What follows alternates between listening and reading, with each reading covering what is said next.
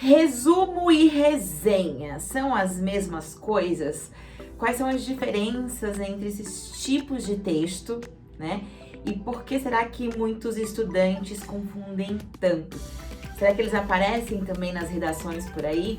E quando eles aparecem, como a gente deve agir? Então, vou falar hoje um pouquinho com vocês de forma breve e bem explicadinha, tá? A diferença aí entre resumo e resenha. Oi, Rede Alunos, tudo bem? Eu sou a Chay, prof de português e redação aqui do Redação Online, e eu sempre apareço aqui pra vocês com muita dica de língua portuguesa, dica de textos, dica de redação, né?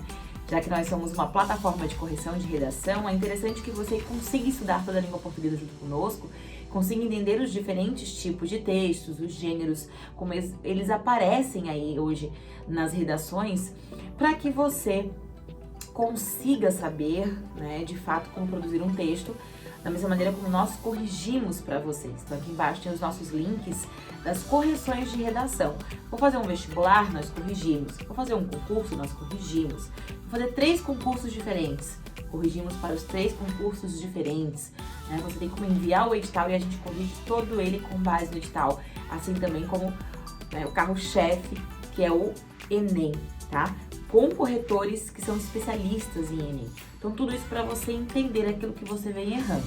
E quando a gente fala aqui, por exemplo, do assunto de hoje, que é resumo e resenha, né? Essa diferença entre os dois, a gente lembra que a correção é muito importante. Por quê? Porque o aluno às vezes produz textos, bons textos, mas errados dentro da sua tipologia, tá?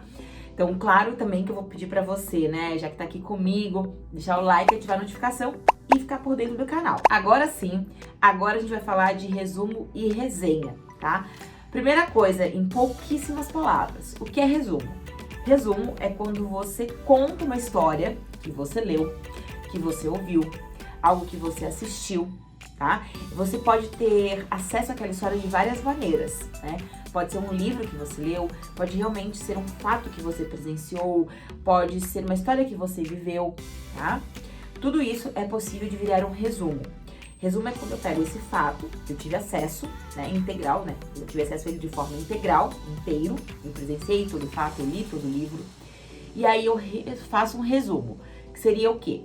Seria eu contar em menos palavras, tá?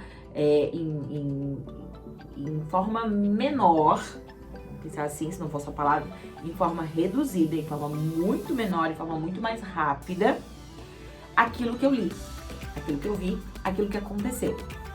Então, o resumo, ele é uma versão menor, com os principais detalhes, e fiel, veja bem, fiel àquilo que aconteceu, né? E quando eu falo fiel, é que não cabe nem a minha interpretação dos fatos, só cabem os fatos que aconteceram. Então, o resumo, tá? É diminuir, manter os principais acontecimentos, mas contar a história de uma forma muito mais breve. Isso é o resumo. O que é a resenha, né? Resenha é eu também contar de fato a história, só que, veja bem, eu não preciso só ser fiel aos fatos, eu preciso ser crítico. Eu posso ler nas entrelinhas, verificar os discursos, o entendimento extra daquilo, toda a implicação, toda a referência daquele acontecimento, daquelas influências, né? E eu nem me apego tanto assim a contar todos os fatos. Eu conto o viés da história, em poucas palavras também o que a história trata, mas as referências que ela imputa ali. Eu olho para a crítica social abordada, eu olho para a mensagem subliminar, eu olho para as referências, tá? Então você tem que fazer um paralelo, e você vai dizer assim para mim, Chay, mas é muito próximo. De fato é muito próximo, mas você tem que olhar e pensar assim, no resumo, eu só conto o que tem naquele acontecimento, em poucas palavras. E quando eu olho para a resenha, eu venho aí com uma referência, eu venho com uma crítica social. Mas o livro é um livro crítico. Tudo bem, mas a crítica do autor da resenha, o entendimento, a inferência, a interpretação do autor da resenha, né?